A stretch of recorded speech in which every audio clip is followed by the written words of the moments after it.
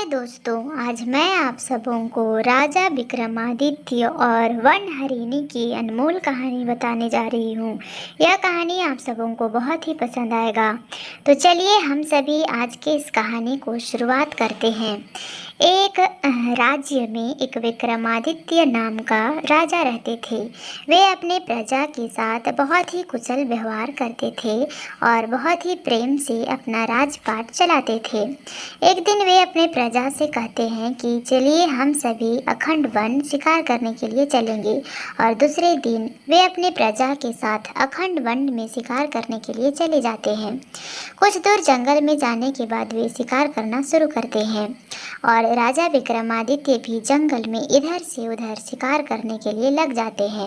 वे कुछ दूर जाने के बाद अपने प्रजा से भटक जाते हैं और वे अकेले ही वन में शिकार करने के लिए लग जाते हैं।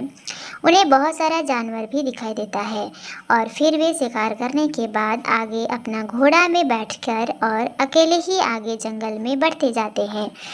घोड़ा में सवार होकर जैसे ही वो कुछ आगे जाते हैं तो उन्हें लघु शंका लग जाती है और इसी क्रम में वे घोड़ा से उतरकर लघु शंका करने लगते हैं और फिर अपने घोड़ा में सवार होकर अपने राज्य की ओर चल पड़ते हैं।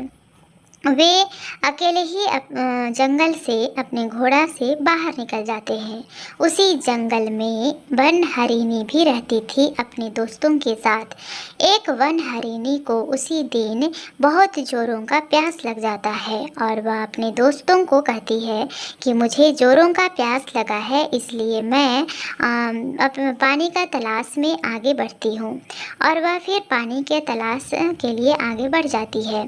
वह हरिणी को कुछ दूर आगे जाने के बाद एक छोटे से गड्ढा में थोड़ा पानी दिखाई देने लगता है। वह उस पानी को पी जाती है। उसे इतना जोरों का प्यास लगा रहता है कि वह तुरंत ही उस पानी को पी जाती है।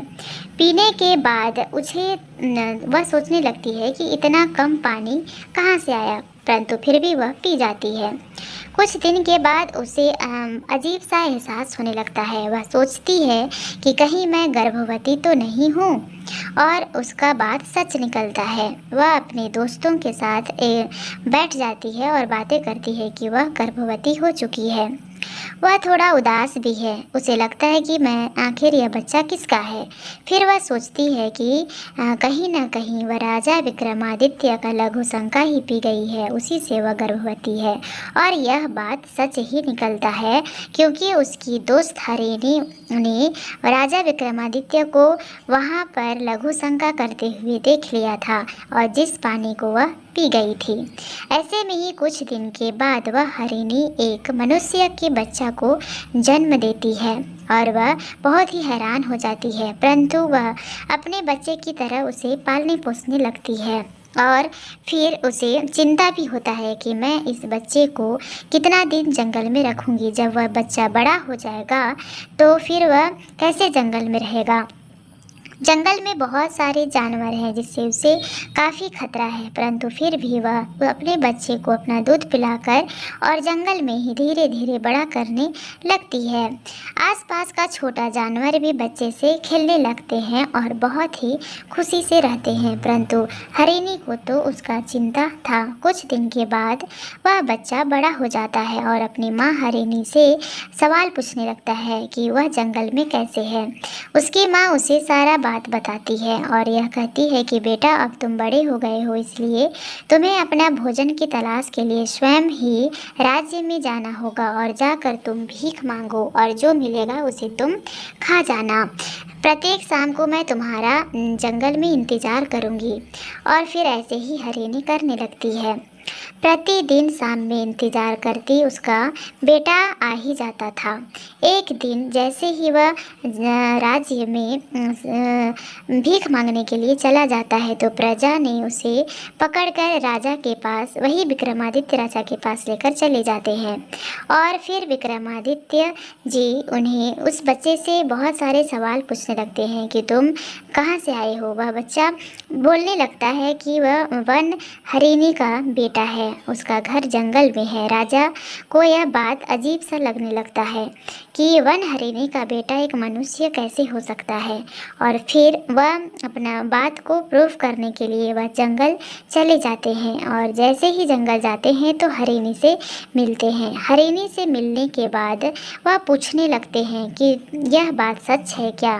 तो हरिणी भी उसका सच्चाई बताने लगती है और जैसे ही वो बताने लगती है तो राजा उन्हें अपने हाथों से स्पर्श कर देते हैं। स्पर्श जैसे ही करते हैं वह अप्सरा बन जाती है और इस अप्सरा बनने के पीछे का कहानी बताती है कि राजा इंद्र ने उन्हें श्राप दिए थे कि तुम हरिणी बनोगे और फिर जैसे ही कोई राजा तुम्हें स्पर्श करेंगे तो तुम अप्सरा बन जाओगी।